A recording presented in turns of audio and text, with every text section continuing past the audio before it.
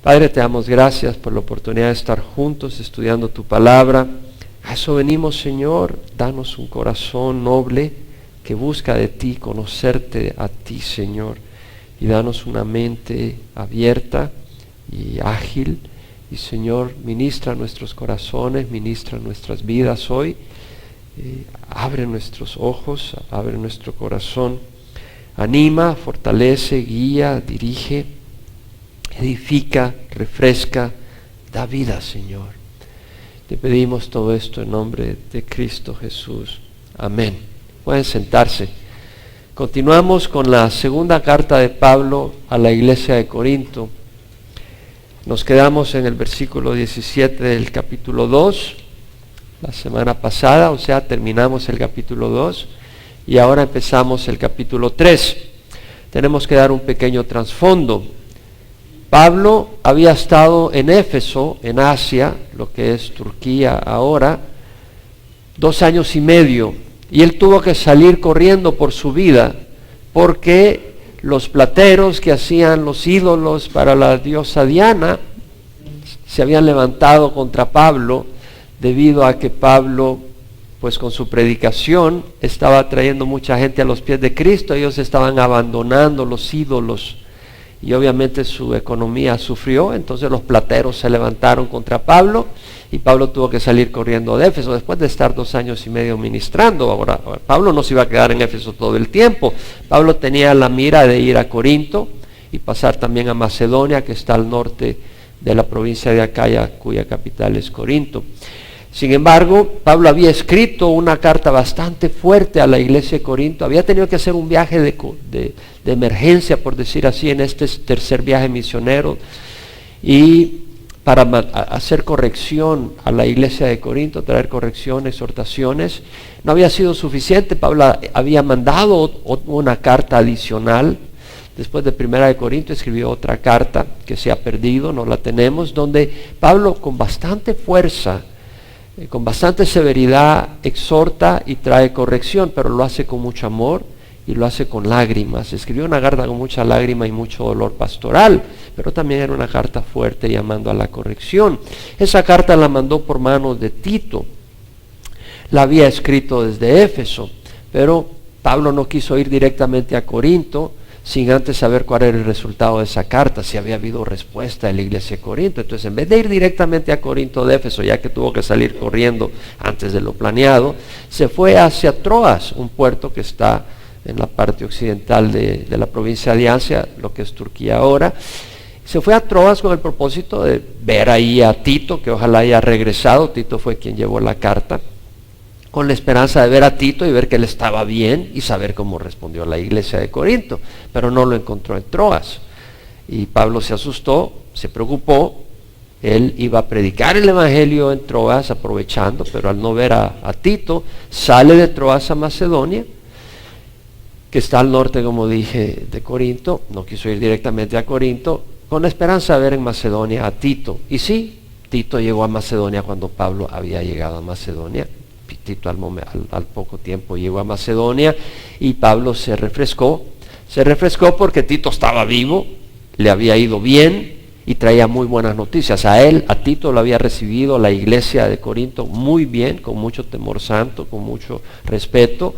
Había recibido bien la carta que Pablo había enviado trayendo corrección, y había habido corrección, y además la iglesia en Corinto había mostrado y reafirmado su amor hacia Pablo a través de Tito. Entonces Pablo se emocionó, se alegró, y es por eso que escribe en el versículo 14 del capítulo 2, gracias a Dios que en Cristo siempre nos lleva en triunfo, y que por medio de nosotros manifiesta en todo lugar la fragancia de su conocimiento, porque fragante aroma de Cristo somos para Dios entre los que se salvan y entre los que se pierden. Hay 2 grupos, los que se salvan y los que se pierden, no hay punto intermedio.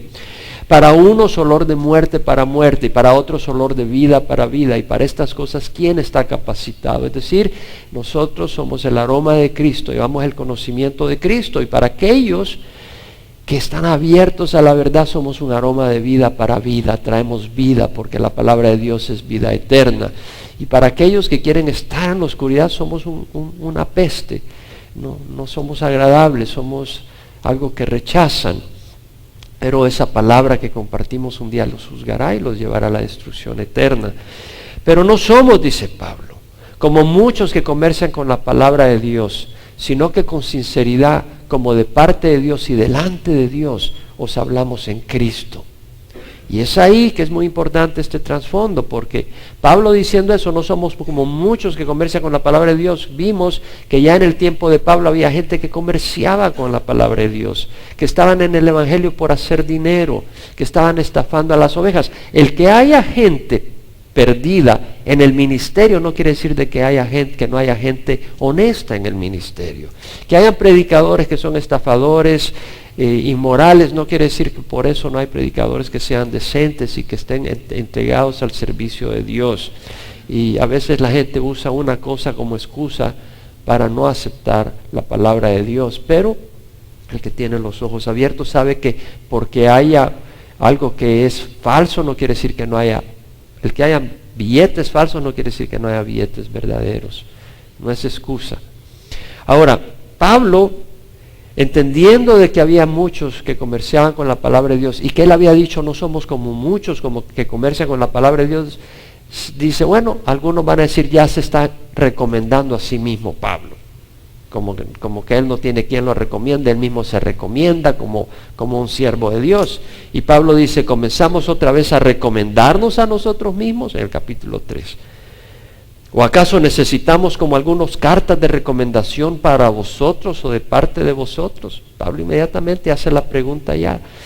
En otras palabras, una pregunta retórica. Realmente, en el tiempo de Pablo, algunos predicadores o algunas personas que iban de una iglesia a otro lugar donde no le conocían, llevaba carta de recomendación de la iglesia que le enviaba. Y esa carta de recomendación era de la iglesia que los enviaba diciendo, fulano es un gran siervo de Dios, es un hombre honesto, es un hombre dedicado, es un hombre útil para la obra, recíbanlo bien. Y aún hoy en día algunas iglesias hacen eso. Pero Pablo dice, ¿acaso necesitamos como algunos carta de recomendación para vosotros o de parte de vosotros? Es decir, Pablo era un siervo conocido en la iglesia de Dios. Era un siervo conocido en todas partes, porque él había perseguido a la iglesia, muchos habían muerto debido a la persecución hostil y violenta, vitrólica de Pablo. Pero él fue convertido, tuvo un encuentro con Jesucristo y a través de ese encuentro pues Dios se movió poderosamente y Dios lo usó para fundar muchas iglesias, Dios lo usó como un hombre de integridad, como un hombre de poder en el Espíritu, y era conocido. Dice Pablo, ¿acaso necesitamos como algunos cartas de recomendación para vosotros o de parte de vosotros? Ahora, Pablo responde, vosotros sois nuestra carta de recomendación. Interesante. Vosotros sois nuestra carta. En otras palabras, si necesitamos, dice Pablo, una carta que nos recomiende como siervos, ustedes lo son. Está diciendo la iglesia de Corinto, ustedes es la obra que Dios ha hecho a través mía, está diciendo Pablo, a través de nosotros. A través de nosotros, por el poder del Espíritu y por la dirección del Dios y su fuerza y sabiduría, ustedes son una obra de Dios, todos ustedes. Una iglesia que conoce al Señor, que tiene los dones del Espíritu y que está madurando y creciendo. Dice Pablo, si alguien quiere saber de nosotros, que lo vea ustedes. Ustedes son la carta de recomendación, es lo que está diciendo Pablo. Escrita en nuestros corazones, conocida y leída por todos los hombres. Escrita en nuestros corazones, es decir, escrita en el corazón de Pablo. ¿Qué quiere decir? Que en el corazón de Pablo llevaba la obra de Dios en Corinto. Lo que Dios estaba haciendo en Corinto lo llevaba muy cerca en el corazón Pablo. Y no solo eso, Pablo tenía esa preocupación por la iglesia de Corinto. Continuamente en su corazón tenía esa preocupación y esa alegría. Ambas cosas, preocupación y alegría. Porque una iglesia es fuente de ambas cosas, de preocupación y de alegría, de tristezas y de alegría, de preocupación porque a veces hay problemas, los hay continuamente, y esos problemas nos causan tristeza, y de alegría porque también hay fruto, y eso uno lo experimenta como pastor. Ahora, Pablo dice, vosotros sois nuestra carta, escrita en nuestros corazones, conocida y leída por todos los hombres. ¿Por qué conocida y leída por todos los hombres? Porque Corinto era la capital de la provincia de Acaya. Y por ahí circulaba medio mundo. Es decir, tenía dos puertos, un puerto hacia el oeste, que daba hacia Italia, pues Roma, la capital del imperio, estaba ahí, y otro puerto, se crea que estaba al este y que daba hacia Asia, Turquía. Entonces todo el comercio entre Italia y Asia pasaba por ahí, era un lugar de comercio, era un lugar agrícola, era un lugar de producción, de industria, y además era un lugar donde se daban los juegos ísmicos del istmo cada 2 años, que eran muy famosos. Entonces había mucha gente que circulaba por ahí, y obviamente que la gente podía ver ahí la obra de Dios. Una carta conocida y leída por todos los hombres, siendo manifiesto que sois carta de Cristo. Es decir, ellos son una carta, por decir así, pero dice, sois carta de Cristo. Es decir, es Cristo el autor de esa carta. El autor es Cristo. La pluma es Pablo, pero la tinta es el Espíritu Santo. Vemos el paralelo. Es decir, alguien está escribiendo esa carta. Esa carta no es obra mía, dice Pablo. Es Cristo. Por eso dice, sois carta de Cristo, redactada, servida por nosotros. Es decir, somos los instrumentos que Dios ha hecho, usado para esta obra. No escrita con tinta, es decir, para escribir una carta necesitas tinta. Para edificar una iglesia se necesita el Espíritu Santo. Sin el Espíritu Santo no vas a ningún lugar. Sino con el Espíritu de Dios, dice, no escrita con tinta, sino con el Espíritu de Dios vivo. Servimos a un Dios vivo, no a un Dios muerto, no en tablas de piedra, sino en tablas de corazones humanos. Es decir, dice, con tablas de carne de corazón, realmente es lo que está diciendo. Pero veamos que cuando dice Pablo, no escrita con tinta, sino con el Espíritu del Dios vivo, vemos que la iglesia no se funda con psicología, no se funda con métodos de hombres, tradiciones, imágenes, sino con el Espíritu del Dios vivo.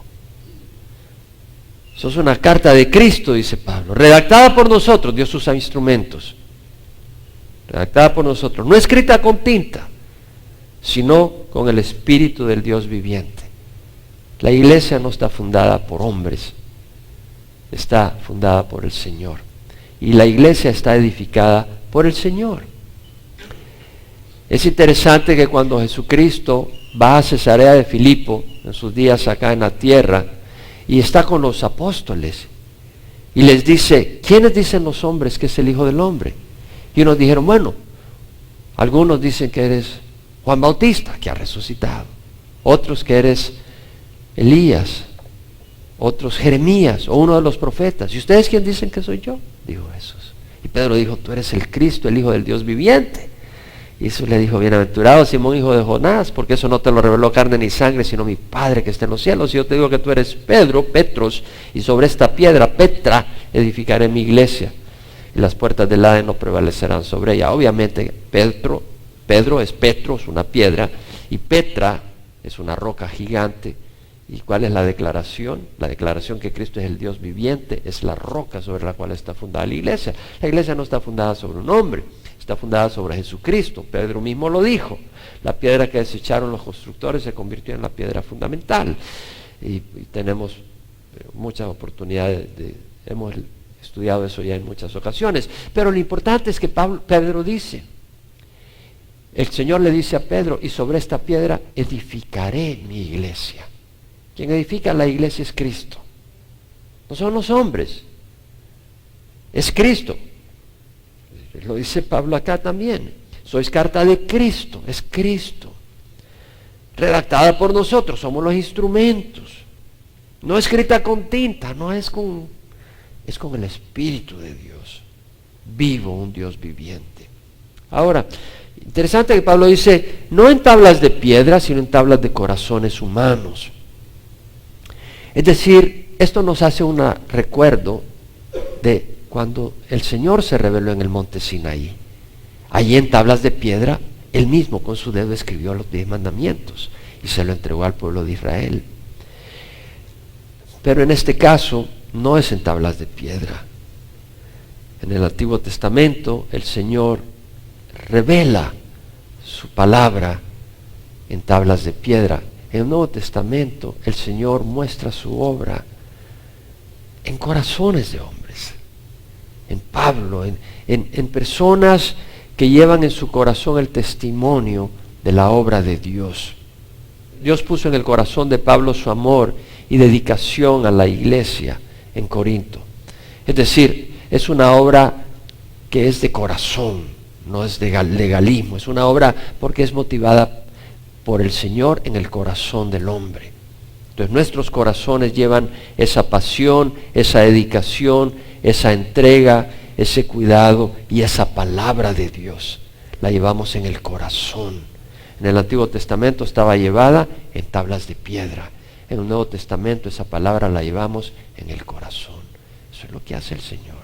El Espíritu Santo escribe esa palabra en nuestros corazones. Ahora, dice Pablo, siendo manifiesto que sois carta de Cristo redactada por nosotros, no escrita con tinta, sino con el Espíritu de Dios, no en tablas de piedra, sino en tablas de corazones humanos, y esta confianza, y tal confianza, literalmente, tenemos hacia Dios por medio de Cristo.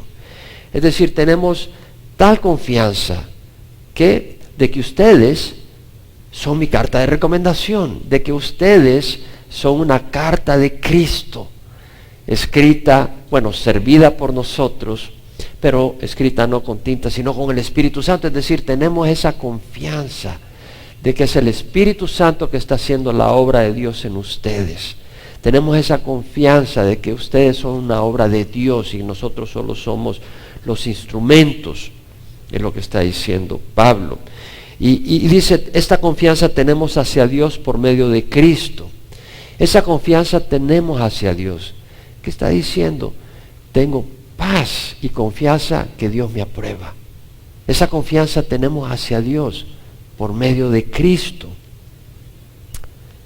Podemos tener confianza hacia Dios de que somos bien vistos por Dios, que estamos aprobados por Dios, que podemos confiar que Él está con nosotros y a favor nuestro, que podemos contar con Dios, que podemos decir confiadamente que tenemos y tendremos éxito en la obra que hacemos, pues Dios está a nuestro favor. Dios nos aprueba por medio de Cristo. Es lo que está diciendo Pablo. Y tal confianza tenemos hacia Dios, es decir, sentimos paz con Dios, tenemos valentía ante Dios por Cristo, por el sacrificio de Cristo y por las promesas de Dios. Es lo que está diciendo Pablo. No que seamos suficientes en nosotros mismos para pensar que cosa alguna procede de nosotros, sino que nuestra suficiencia es de Dios. Entonces, Pablo, como dije, siente esa confianza de que la iglesia en Corinto es una carta de recomendación, por decirlo a Pablo. Se siente orgulloso de la obra de Dios ahí, se siente parte, se siente que es el instrumento que Dios ha usado, siente esa confianza ante Dios, que es aprobado por Dios, que tiene el apoyo de Dios. Pero aclara, no que seamos suficientes en nosotros mismos para pensar que cosa alguna procede de nosotros, sino que nuestra suficiencia es de Dios. Entonces vemos de que Pablo rápidamente aclara, tenemos esa confianza, pero la obra, si bien es a través nuestra, no es que nosotros seamos capaces de hacer esa obra, sino que la hacemos porque Dios es el que nos hace capacitados. Dios es el que nos ha capacitado, Dios es el que nos hace capaces, Dios es el que nos hace suficiente. Pablo da la gloria a Dios y Dios no está limitado. Dios no está limitado y si la obra puede ser retadora, tenemos suficiencia en Dios. Por eso dice, no que seamos suficientes en nosotros mismos para pensar que cosa alguna procede de nosotros, sino que nuestra suficiencia es de Dios. No es a base de recursos económicos. Claro, Dios toca la billetera. Si toca tu corazón, toca tu billetera. Pero no es la clave de la obra de Dios, no son recursos económicos. La clave de la obra de Dios no son leyes y reglas y tradiciones. La clave de la obra de Dios es Jesucristo y el Espíritu Santo y corazones disponibles. Entonces dice, somos suficientes porque nuestra suficiencia es de Dios. Y luego dice el cual también nos hizo suficientes como ministros de un nuevo pacto, no de la letra, sino del Espíritu, porque la letra mata, pero el Espíritu da vida. Entonces Pablo ha hablado de que la iglesia de Corinto es una carta ¿de qué? De recomendación. Y Pablo se siente orgulloso de la obra de Dios porque sabe que es una obra hecha por Cristo, por el poder del Espíritu Santo a través de Pablo. Pablo dice todo eso. Ahora va a hablar de que Pablo, como sus colegas, son ministros del nuevo pacto. ¿Por qué? Porque habían judaizantes por todo tratando de traer la ley, el legalismo dentro de la iglesia, y ocurre hoy en día. Gente que está tratando de meter legalismo, puedes hacer eso, no puedes hacer lo otro, esto y el otro, un legalismo terrible. Y Pablo mismo dice, no, nosotros somos ministros de un nuevo pacto, somos ministros del Espíritu. Hay otros que son ministros de la ley. Y dice, no, la ley, mi hermano, la ley mata, el Espíritu es el que da vida. Nosotros somos ministros de vida, otros son ministros de muerte. Y eso es lo que dice Pablo en los siguientes versículos. Y dice, el cual también nos hizo suficientes como ministros de un nuevo pacto. No de la letra, sino del Espíritu, porque la letra mata, pero el Espíritu da vida. Veamos qué dice, el cual nos hizo suficientes como ministros. Dios nos hace ministros suficientes y capaces. Pablo lo reconoce, no es arrogancia, pues da la gloria a Dios. Dios es el que nos hace suficientes. No se avergüenza de decir que somos capaces. No se avergüenza de decir somos suficientes para hacer la obra, pero la suficiencia viene del Señor. Uno dice, ya voy a hacer la obra, pero yo no sirvo. Si no sirves, pues tienes a Cristo. No, pero yo no sé. Entonces no te metas en el ministerio. Tienes que confiar que Dios te va a ayudar y va a hacer la obra. Es en Dios en quien confiamos. Nos hizo suficientes como ministros. Como ministros. La palabra ministros, ¿sabe qué palabra usa acá Pablo? Diáconos. ¿Qué quiere decir diácono? Un siervo. Aquellos que sirven a las mesas, aquellos que están bajo las órdenes de un señor, de un amo, de un jefe. Pero también quiere decir aquellos que sirven a las mesas. ¿Y sabe qué? Los pastores, los que servimos en la iglesia, somos meseros.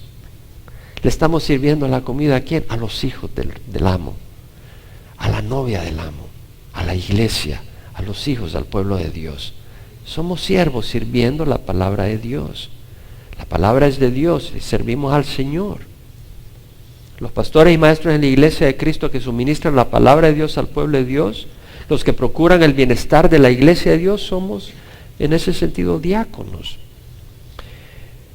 Nos hizo suficientes, dice Pablo, como ministros de un nuevo pacto. Somos siervos de un nuevo pacto, no de la letra, sino del Espíritu. La palabra pacto quiere decir un pacto, un convenio, un testamento. En el Antiguo Testamento está el Antiguo Pacto. Y el Antiguo Pacto consistía en reglas, mandamientos, los 10 mandamientos, la ley moral, y una gran cantidad de mandamientos que explicaban la aplicación de los 10 mandamientos en distintas condiciones y situaciones. Y además había la ley ceremonial. Todas estas cosas que tenían que observar, como sacrificio de animales, lavado de las manos, fiestas religiosas que proyectaban hacia el Mesías y proyectaban hacia el nuevo pacto que un día vendría, y además mostraba ese sistema de ceremonias que la ley nos salva, porque los que quebraban la ley tenían que llevar a cabo sacrificios, sacrificar ovejas, sacrificar corderos, porque todos quebramos la ley.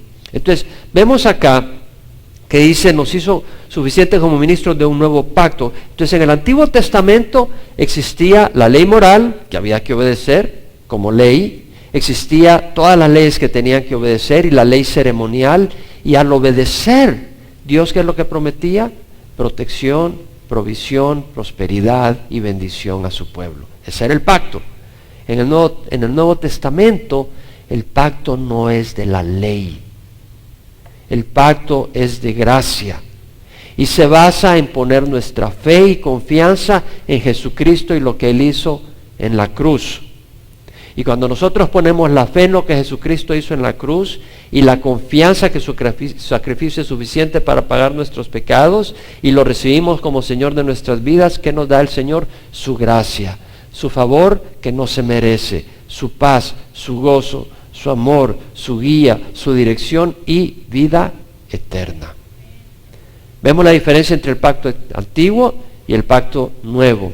El pacto antiguo, la ley, y había que obedecerla, y si no la obedecías, venía la maldición. Si la obedecías a la plenitud, había bendición y prosperidad. En el nuevo pacto hemos fracasado tratando de obedecer la ley. Entonces Cristo murió por nuestros pecados.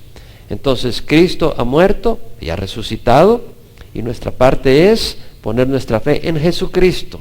No depender de la ley, porque la ley nadie la puede cumplir 100%, pero dependemos de lo que Jesucristo hizo en la cruz.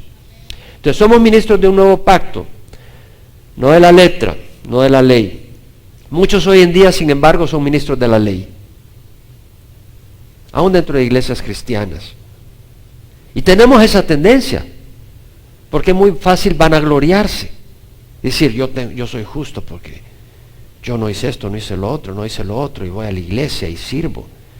Yo tengo una gran justicia, mayor que la tuya. No. Aparte de la sangre de Cristo, todos estamos podridos. ¿Podemos decir eso? Aparte de la sangre de Cristo, todos estamos podridos. Los que crean eso, díganlo conmigo. Aparte de la sangre de Cristo, todos estamos podridos. Entonces entendemos que por la ley, si queremos tratar de obtener justicia por la ley, no vamos a tenerla. Pero si la tenemos, al poner los ojos en Jesús, somos revestidos por esa justicia. Y el Señor da su espíritu para que caminamos en rectitud. Pero hoy en día muchos son ministros de la ley. Por ejemplo, los adventistas del séptimo día dice que debes de abstenerte de comer carne de cerdo. Y no come carne de cerdo. Dice que si tú comes carne de cerdo te vas a condenar. Ahora los que se condenan son los injustos, los que no han sido justificados. Pero si tu justicia depende de comer o no comer carne de cerdo, depende de la ley. Ya no está en Cristo. Te vas a condenar, son ministros de la ley. O te dice que tienes que observar el sábado, que si te reúnes el domingo te vas a condenar. Muchos adventistas del séptimo día creen eso. Es que si es el domingo que te reúnes, esa es la marca de la bestia. Y que te vas a condenar por eso. Pero no es así. No estamos bajo la ley. No es por la ley que somos declarados justos. Es por nuestra fe. Los pentecosteses, muchos miden la justicia de las personas por sus obras, lo que hacen y lo que no hacen. Por ejemplo, la mujer que no usa pintalabios, que no usa maquillaje, que no usa aretes o aritos o anillos, que no se viste con jeans, ni se recorta el cabello, y que ora de rodillas y con voz alta, es la que Dios escucha más, porque tiene más justicia. No, eso no es de Dios. La justicia viene por la sangre de Jesucristo. Ven tal como estás, con aretos o sin aretos, con perfume o sin perfume. Ven tal como estás. Y si pones tu fe en Jesús, estás declarado justo por el Señor. Eso es importante. Los católicos piensan que son más justos y aprobados por sus obras, grandes penitencias, flagelos, sacrificios, misa cada día. Ese hombre es justo. No, nuestra justicia es por la sangre de Jesús. Es por la sangre de Jesús. Es una de las cosas que me da gran tristeza cuando en el Vaticano el Papa dice, fulano, mengano y fulana y mengana ya son santos. Puedes pedirle a ellos por tus pecados y para que ore por ti. ¿Cuándo va a ser un grupo de hombres que van a decir fulano y mengano es santo? El único que es santo es Jesucristo. Y de ahí nosotros somos santos al venir a Jesucristo y ser revestidos de su justicia. Pero somos santos por la sangre de Jesús, no por nuestras obras.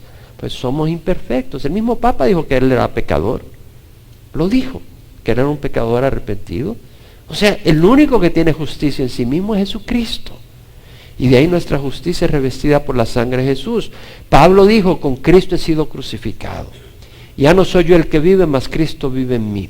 Y la vida que vivo en la carne la vivo por fe en el Hijo de Dios, quien me amó y se entregó a sí mismo por mí. Yo no hago nula la gracia de Dios, Porque si la justicia viene por la ley, Cristo murió en vano. ¿Te das cuenta de lo que dice Pablo? Yo no hago nula la gracia de Dios. Porque si la justicia viene por medio de la ley, Cristo murió en vano. Si tú crees que eres justo porque haces esto y no haces lo otro, mi amigo, estás anulando en tu mente la cruz de Cristo. En Romanos, Pablo dijo, por las obras de la ley ningún ser humano será justificado delante de él. Oye bien, por las obras de la ley ningún ser humano será justificado delante de él, pues por medio de la ley viene el conocimiento del pecado. Pero ahora, aparte de la ley, la justicia de Dios ha sido manifestada, atestiguada por la ley y los profetas, es decir, la justicia de Dios por medio de la fe en Jesucristo, para todos los que creen. Porque no hay distinción, por cuanto todos pecaron y no alcanzaron la gracia de Dios, la gloria de Dios, siendo justificados gratuitamente por gracia, por medio de la redención que es en Cristo Jesús. Ahora, la letra mata, dice Pablo, pero el Espíritu da vida.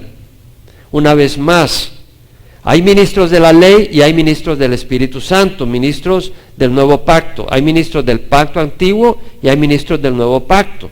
Una vez más, el ministro del pacto antiguo es ministro de la letra y el ministro de la letra es ministro de muerte. La letra mata. Es el Espíritu el que da vida. Si tú buscas justificarte ante Dios a base de la ley, tienes que cumplirla 100%. Toda la ley, todo el tiempo. En Santiago 2:10 al 11 dice, cualquiera que guarda toda la ley, pero tropieza en un punto, se ha hecho culpable de todos. Pues el que dijo no cometas adulterio, también dijo no mates. Ahora, si tú no cometes adulterio, pero matas, te has vuelto transgresor de la ley. Entonces vemos de que si tú vas a cumplir la ley, la tienes que cumplir toda, todo el tiempo. Y si tú no la cumples, la violas, la paga del pecado es muerte. ¿Qué necesitó hacer Adán para recibir muerte? ¿Cuántas veces tuvo que desobedecer la palabra de Dios? Una vez. Con una vez la paga fue muerte. Y esa muerte no era solo muerte física, sino era condenación. Y tuvo que poner la fe en el Señor para ser salvo Adán. Y Jesucristo tuvo que morir posteriormente para que esa fe cobrara vida en todos los que ponemos la fe en Él. O sea, alguien tenía que morir, alguien justo, el único justo es Jesucristo. La paga del pecado es muerte. Si tú estás dependiendo de la obediencia a la ley para ser aceptado, estás condenado, porque tú no cumples la ley. Tratas, puedes tratar, pero no cumples. La ley lo que hace es te condena. Sin embargo, el Espíritu es el que da vida. Dice Pablo, la letra mata, pero el Espíritu da vida. Jesucristo mismo dijo, el Espíritu es el que da vida, la carne para nada aprovecha. Las palabras que yo he hablado son Espíritu y son vida. La palabra del Señor es la que nos da vida. El Espíritu Santo se recibe por fe y Él nos da vida y nos da poder para caminar en la palabra de Dios. Porque la ley no te da poder para caminar en rectitud. Los que hemos estado en la tradición hemos sabido lo que es caminar bajo la ley y no caminamos en rectitud. ¿Por qué? Porque la ley no te hace caminar en rectitud, pero el Espíritu te mueve a caminar en rectitud. Esa pasión, ese corazón, esa palabra escrita en tu corazón te mueve a caminar en rectitud. Y ese Espíritu se recibe por fe, no por esfuerzo. De nuevo, nunca digas, Señor, me he preparado para recibir tu Espíritu. ¿Sabes cuál es la preparación que requiere? Arrepentirte de tus pecados y pedirle al Señor perdón y poner la fe en Jesús. Eso es todo. Esa es toda la preparación que se requiere para recibir el Espíritu Santo. No es aquello de que tienes que hacer un gran esfuerzo para el Espíritu. El esfuerzo lo hizo Jesucristo al morir en la cruz. Se recibe por fe. Pablo dice en Gálatas 3:1-2, oh Gálatas insensatos, ¿quién os ha fascinado a vosotros ante cuyos ojos Jesucristo fue presentado públicamente como crucificado? Esto es lo único que quiero averiguar de vosotros. ¿Recibiste el Espíritu por las obras de la ley o por el oír con fe?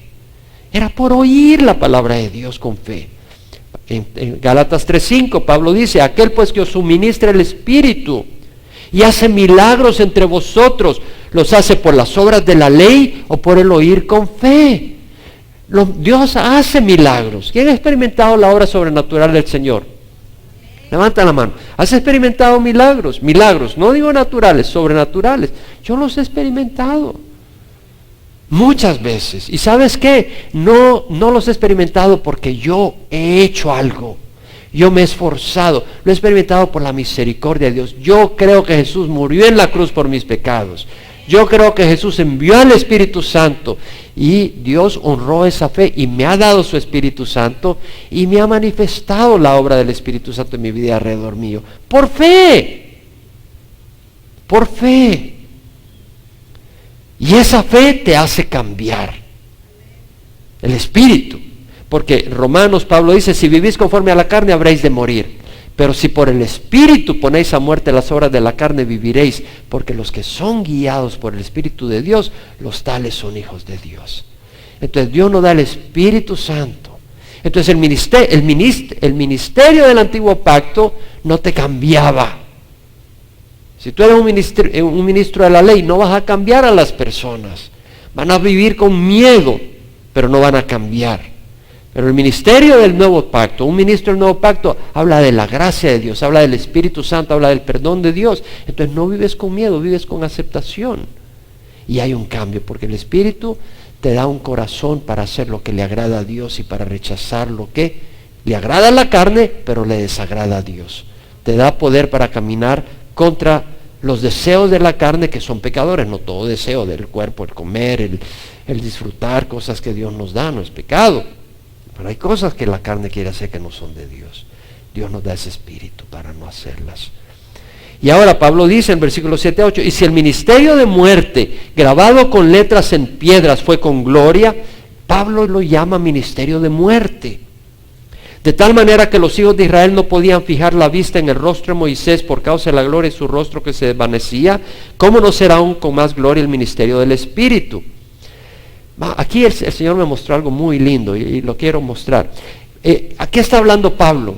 Pablo está hablando acá está diciendo, si el ministerio de muerte grabado con letras en piedras, o sea, la ley de Dios fue grabada en los 10 mandamientos, fue con gloria, porque Moisés brillaba cuando se encontraba con Dios. De tal manera que los hijos de Israel no podían fijar la vista en el rostro de Moisés por causa de la gloria de su rostro que se desvanecía. Pero ese brillar se desvanecía hasta que Moisés regresaba a hablar con Dios. Volvía a brillar. Pero Moisés, muy vivo, cuando bajaba de hablar con Dios y hablaba con los líderes, con Aarón y los líderes, dejaba que su cara brillara para que ellos fueran obedientes y tuvieran temor de Dios, y no la pedían fácilmente. La querían apedrear muchas veces. Pero ya, después de terminar de hablar con él, se ponía el velo para que no viera que el resplandor se estaba yendo. Digo, pues, me van a apedrear más fácil. Digo, se ponía el velo hasta que entraba de nuevo a la presencia de Dios, se quitaba el velo para ver a Dios y hablar con Dios, y ya salía sin el velo y hablaba y se asustaban y lo hacía temblar un poco, y ya después se ponía el velo para que no viera que estaba yendo la gloria. Es lo que está diciendo. Eso lo podemos ver en Éxodo 34.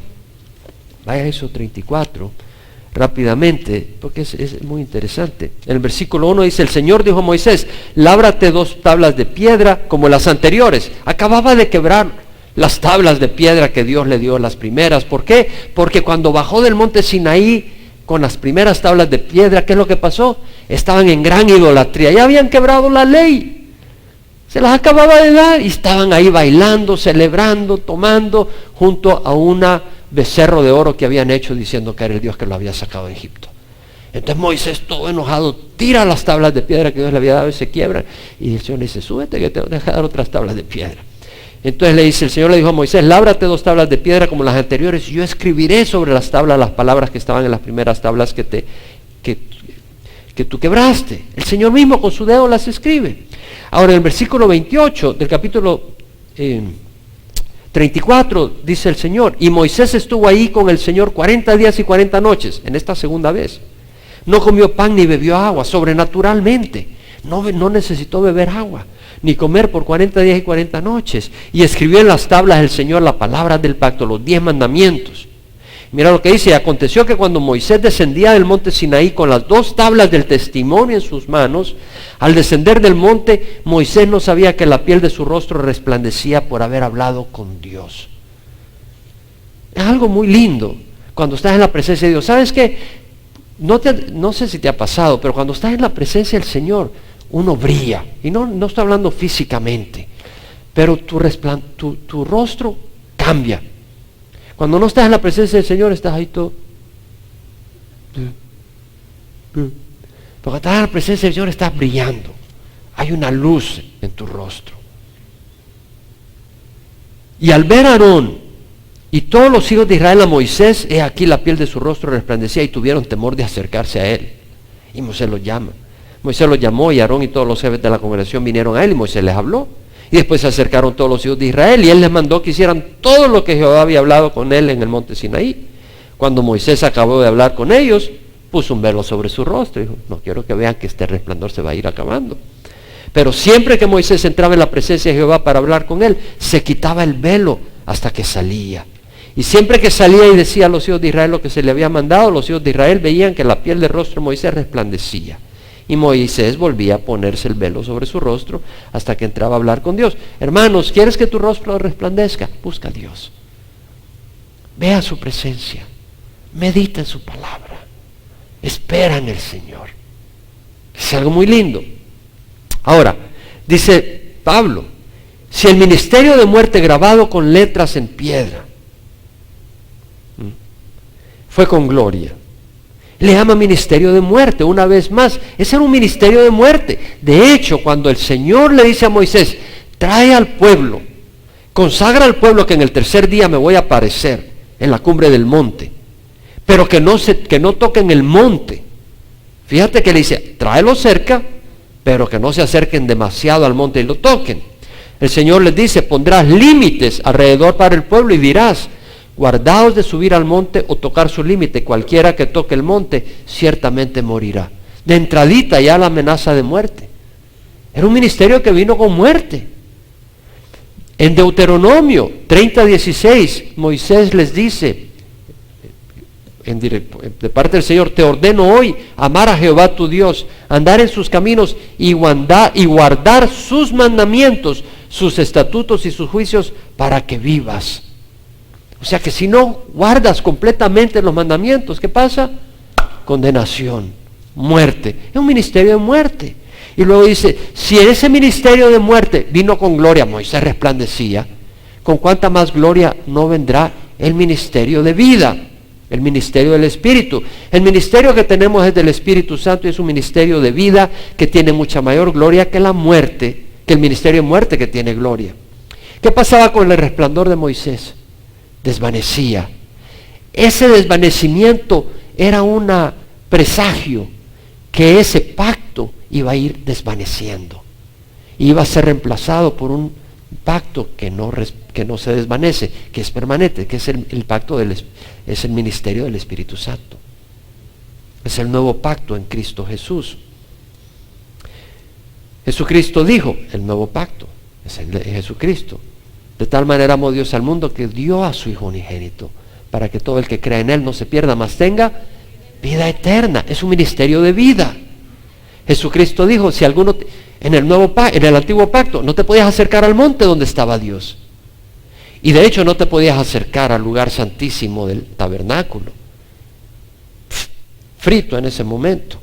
El único que podía hacerlo era el sumo sacerdote una vez al año y de acuerdo a la ley y de acuerdo a la prescripción, si no, frito, te morías ahí nomás. El Señor Jesucristo es un nuevo pacto y dice, si alguno tiene sed, que venga a mí y vea y beba. El que cree en mí, como dice la Escritura, en lo más profundo de su ser, brotarán ríos de agua viva. Es un ministerio de vida. Jesucristo dijo, cuando los padres querían traer a los niños a Él, dejad que los niños vengan a mí. Es un ministerio de vida, no de muerte. Y es aquí donde yo hallo una relación muy linda que la descubrí creo que hoy en la mañana. Y me encantó, porque pues es del Señor.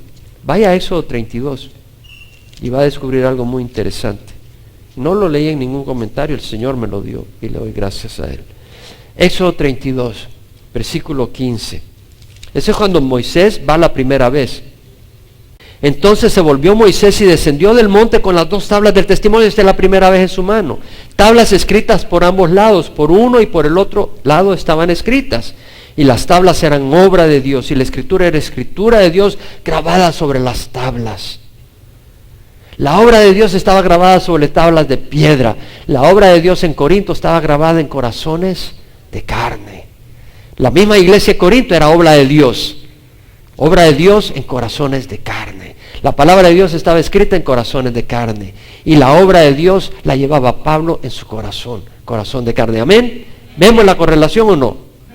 Gloria a Dios. Ahora mira acá. Al oír Josué el ruido del pueblo que gritaba, dijo a Moisés: hay grito de guerra en el campamento. Pero él respondió: no es ruido de gritos de victoria, ni es ruido de lamentos de derrota, sino que oigo voces de canto. Y sucedió que tan pronto como Moisés se acercó al campamento, vio el becerro y las danzas, y se encendió la ira de Moisés, y arrojó las tablas de sus manos y las hizo pedazos al pie del monte. Y tomando el becerro que habían hecho, lo quemó en el fuego, lo molió hasta reducirlo a polvo y lo esparció sobre el agua, hizo que los hijos de Israel lo bebieron. Imagínate. No fue cosa broma. Vemos la ira de Moisés, una ira santa. Ahora, versículo 25, viendo Moisés al pueblo desenfrenado, porque Aarón les había permitido el desenfreno para hacer burla de sus enemigos, se paró Moisés a la puerta del campamento y dijo: el que esté por el Señor, venga a mí. Y se juntaron a él todos los hijos de Leví. Y él les dijo: así dice Jehová Dios de Israel, póngase cada uno la espada sobre el muslo, y pasad y repasad por el campamento de puerta en puerta, y matad cada uno a su hermano, y a su amigo, y a su vecino. Y los hijos de Leví hicieron conforme a la palabra de Moisés, cayeron en aquel día 3,000 hombres del pueblo. ¿Un ministerio de vida o de muerte? De muerte. El mismo día que Moisés baja con las tablas, el mismo día que recibió las tablas, la ley de Dios, el pacto antiguo. Las tablas representan ¿qué? El pacto. Las tablas del pacto. El día que Moisés recibe esas tablas del pacto, ¿mueren cuántos? 3,000. ¿Es un ministerio de qué? Muerte.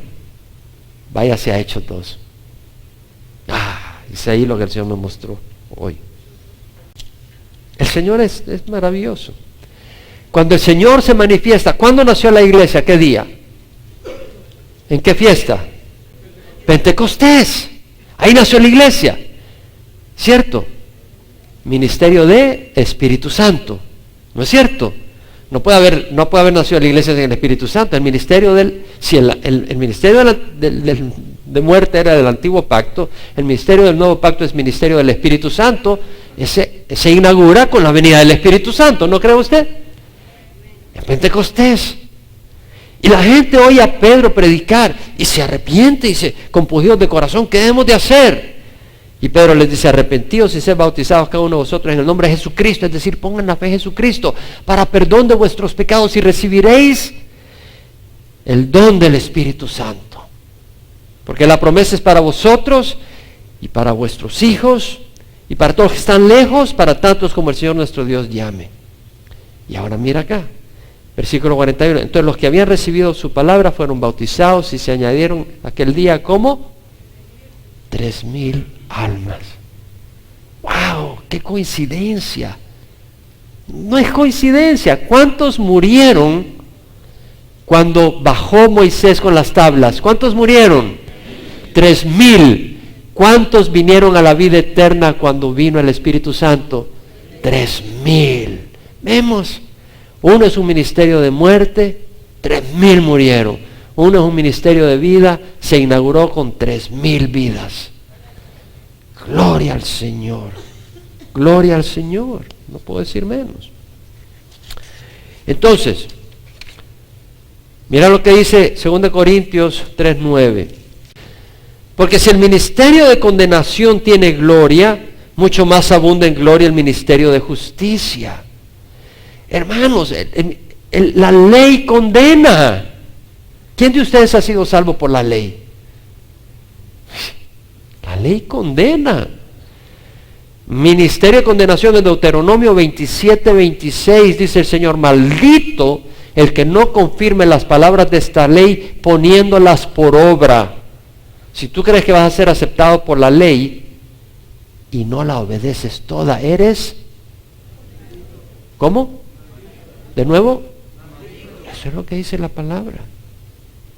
Gálatas 3:10, porque todos los que son de las obras de la ley están bajo maldición, pues escrito está: maldito todo el que no permanece en todas las cosas escritas en el libro de la ley para hacerlas. No basta memorizarlas, para hacerlas. Pero mucho más abunda en gloria el ¿ministerio de qué dice?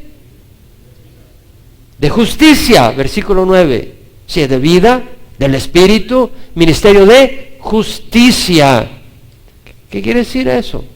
Romanos 1:16, Pablo dice: no me avergüenzo del Evangelio, porque es el poder de Dios para salvación de todo el que cree, del judío primeramente y después del griego, porque en el Evangelio la justicia de Dios se revela por fe.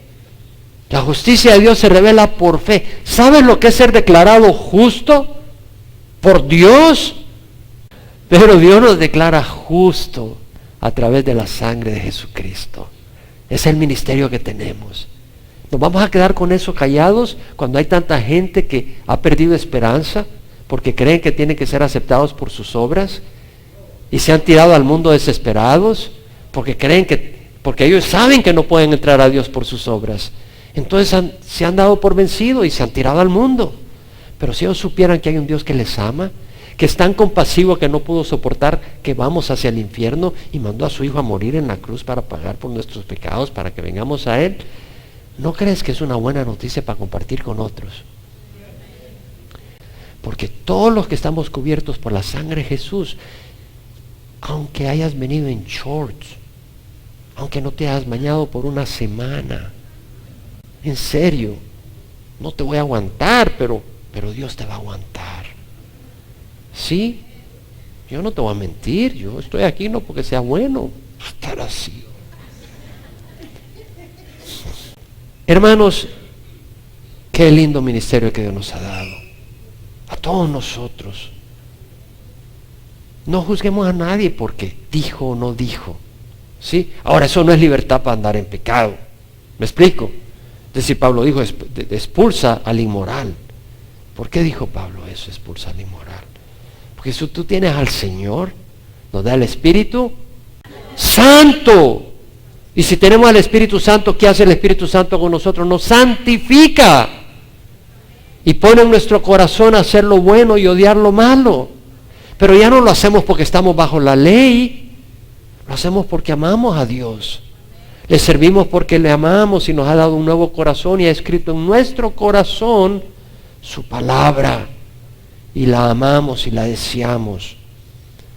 Entonces dice el versículo 10 a 12: pues en verdad lo que tenía gloria en este caso no tiene gloria por razón de la gloria que lo sobrepasa. El ministerio del Antiguo Testamento tenía gloria, Moisés resplandecía. Pero esa gloria no es nada comparada a la gloria que lo sobrepasa. Porque si lo que se desvanece fue con gloria, mucho más es con gloria lo que permanece. ¿Sabes qué? La gloria del Antiguo Testamento era como una candela que se está acabando ante la gloria del sol. Es mucha mayor gloria la del sol que la de una candela. Y el sol está ahí encendido, iluminando por años y años y años. Y la gloria del ministerio del Nuevo Testamento que tenemos es glorioso. Qué linda oferta nos hace el Señor. Poder ser aceptados, tener la justicia de Jesús por fe, no por la ley. Qué lindo, poniendo la fe en Jesús, no en el Papa, no en Jaime, no en ningún pastor, no en ninguna denominación, en Jesús. Estaba pensando, ¿qué es más importante? ¿La roca que sostiene todo el edificio o un ladrillo en el tope del edificio? La roca que sostiene el edificio. Si esa roca se viene para abajo, todo el edificio se derrumba y todos los ladrillos se destruyen. Si un ladrillo que está arriba se cae, se cayó el ladrillito, pero el edificio está ahí. ¿En qué roca está fundada tu fe? ¿En Pedro o en Jesús? Si está fundada en Pedro, Mi amigo, Jesús se volvió a Pedro y le dijo, apártate de mí, Satanás, que tienes en tu mente las cosas de los hombres, no de Dios. Pedro era un hombre como nosotros.